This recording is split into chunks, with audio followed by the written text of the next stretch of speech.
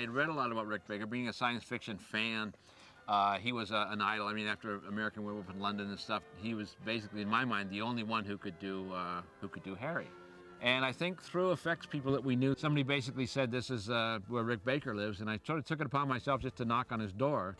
I believe he actually came to my home, and he told me that he wanted to do this film about Bigfoot.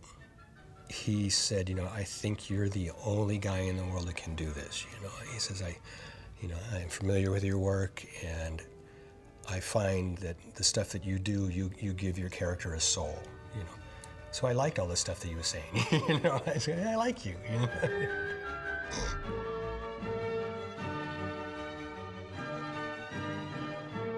What I liked was he was so concerned about the character of Harry, and that he had to have this range of emotions to be able to make this movie work.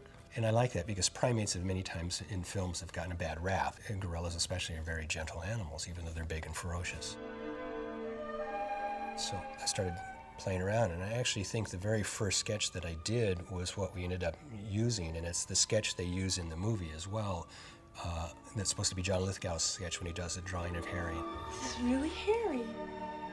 Did you draw that? I mean, it wasn't just creating a creature where you went, wow, that's Bigfoot. This one had to be, wow, that's Bigfoot, but oh my God, there's a being in there who's thinking, who's reasoning, who can make decisions, who has the ability to care. That was the emotion I wanted to convey the most, that just there's this gentle, intelligent soul inside this big beast.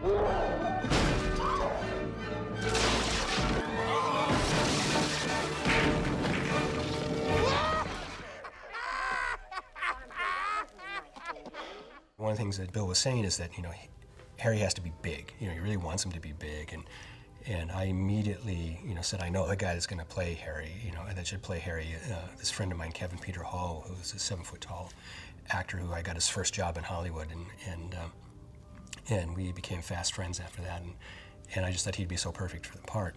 I'll tell you, at the heart of it all, what made it work is that Kevin was a good actor. Kevin was 7'2", and Kevin wanted to be Harry. From the time he came in, I mean, we interviewed a lot of people, big, gangly people that had done suit work before, but when Kevin came in, there was something about it. You could see the passion to bring Harry to life, and there was really, once we saw Kevin, there was no question. He sort of embraced Harry from the inside, and that's the best thing that could have happened, because our suit was very much an outside thing, but it needed that heart and soul on the inside, and that, you know, came out through the eyes and his movements and the way he took that whole being of Harry and made it very, very human. Throw it on the ground. Throw it on the ground.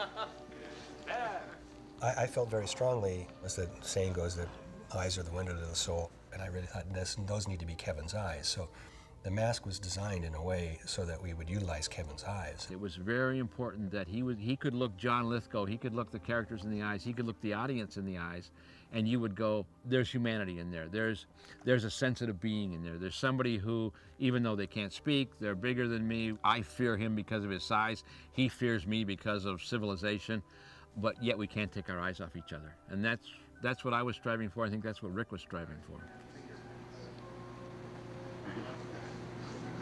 To Rick's credit, he had a real consciousness for making it as pleasant for the actor inside the suit. I try to make suits that are kind of more anatomical in a way, and based on anatomy, and actually have these muscles that kind of are connected. So it was built as a suit that, first of all, you could perform in, and it would kind of translate as muscles work. So Kevin had the advantage of that.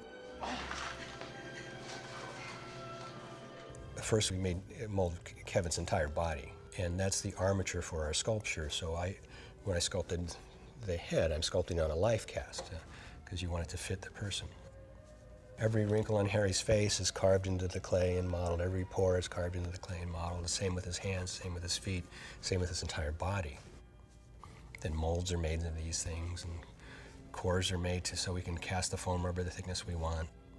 Bill wanted Harry to be 8 foot, 9 foot, or something like that. But in research that I did before on Bigfoot and Yetis and things, they always kind of talked about him having, the Yeti having kind of a pointed head. So I thought, well, if we give Harry a bit of a kind of a almost football-shaped pointed head, that will add a few inches there. And we could probably make feet for him that have lifts in them to make him, so we can get him pretty big.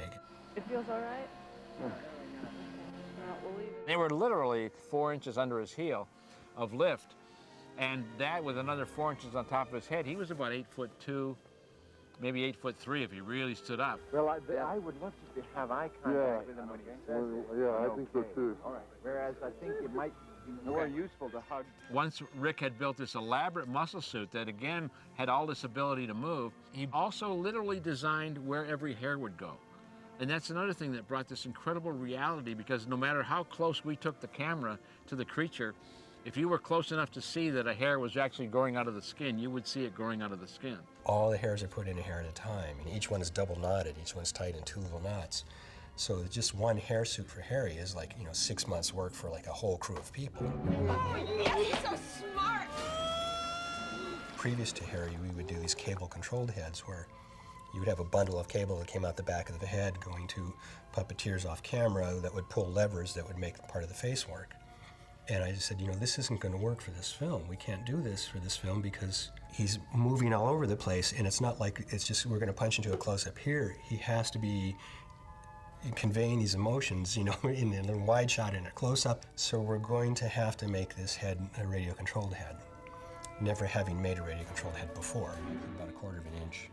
If I turn this around some more, you can see the skull cap that straps onto his head that holds it tight. And the space between the skull cap and the core here is where we put all our motors. These are radio-controlled motors like radio-controlled cars or airplanes use. Only in this case, little levers push and pull on these cables that this was is glued to the foam and causes like a squint. This is, part of a smile thing here. This works his lip up and down and in and out. The servo-operated head really made Harry possible for us. The 3 puppeteers that were off camera, myself being one of them, can operate him. We were able to have a character that could walk around and do all these things, not be tied down to these cables. This is a much lighter. Kevin did work the jaw on the head. It was set up so he could open and close the mouth. But it took 2 puppeteers to do the lips and 1 puppeteer for the brows. And we so many times just kind of winged it. Yeah, looking around. Come over towards Rick. Towards Rick. These were in the days before video assist and all this stuff, so there was not any spare place on the stage for the puppeteers. I would be kind of in one corner behind a C-stand and behind a flag, kind of with my little joystick trying to see him, and the guy doing the brows was over here, and the other guy that was doing the lips was over here. We'd do a take, and then I'd run the obstacle course between the C-stands and the camera and stuff, and run up to Kevin and go, Kevin, when this happens, I'm going to do this, and I'd kind of make a face, and show him, so he'd have an idea what it is. He's okay. And then he might say, I think it'd be cool if we did this at this point. I go, all right, so I'd run and tell the other puppeteers, and we'd go back and do another take. After a while, the 4 brains kind of were working as one. It became magic. On the set, it was always seemed natural, and Kevin seemed to do it from the very beginning. He would just basically stay Harry. So if he didn't understand something or he's got a sense he wanted you to explain it a little more, there might be that kind of curious look that Harry would give. And I'd even find Rick and them going, so Harry's eyebrows would come up, and when Kevin would shake his head, they might put a smile on his face. Bill would say cut, and it takes a few seconds before the cameras would actually cut, so there's a little bit of footage that, So I went to the other puppeteers and I said, when they say cut, let's just do something with the joysticks. Let's just make a funny face, just for fun. And a lot of takes in the movie are that. There's a lot of happy accidents. Everybody looks for the noise, and we're going to cut in tighter on their urgency. This is going to become kind of a 2 between them, and tomorrow we'll do reactions on you guys against the big hit. Okay. All right. Let's. You want to shoot one? Yeah. Yeah. But also, it was really a great learning experience just watching John Lithgow. I mean, he made great faces and just did so many terrific things. So, John Lithgow's performance actually inspired a lot of Harry's performance as well. Kevin Peter Hall could then develop a sort of Bigfoot sense of movement. So aside from the particular animal movements that Peter would insist on, that they kind of adhere to, Nancy brought a kind of a grace, almost a ballet, to a creature that was 7 foot tall, who obviously knew his way around the forest. The only answer is a safe place where even LaFleur can't find him. It's an amazing thing, you know, any living creature, you know, and trying to duplicate that, it's challenging, but it's really rewarding as well. It also gives you an amazing appreciation for life and for